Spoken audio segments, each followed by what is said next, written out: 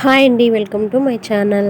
ఇవాళ రెసిపీ వచ్చేసి ఆలూ బజ్జీ ప్రిపేర్ చేయబోతున్నాను.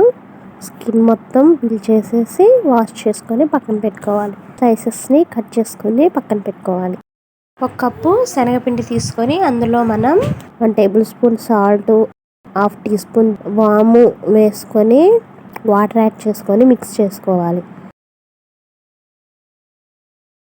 అందులో కొంచెం బేకింగ్ సోడా వేసుకొని మొత్తం ఉండలనేమి లేకుండా మిక్స్ చేసుకోవాలి. పక్కన పెట్టుకొని డీప్ ఫ్రైకి ఆయిల్ పెట్టేసి మనం ముందుగా ప్రిపేర్ చేసుకున్న శనగపిండిని ఆలూ స్లైసెస్ని డిప్ చేసి వేసుకోవాలి. ఈ రెసిపీ అనేది చాలా సింపుల్గా చేసేసుకోవచ్చు అండి. ఎక్కువ టైం కూడా పట్టదు. అన్నీ అంతే వేసుకొని రెడ్ కలర్ వచ్చేంత వరకు డీప్ ఫ్రై చేసుకోవటమే. అంతే, ఎంతో టేస్టీగా ఉండే ఆలూ బజ్జీ రెడీ అయిపోయాయి.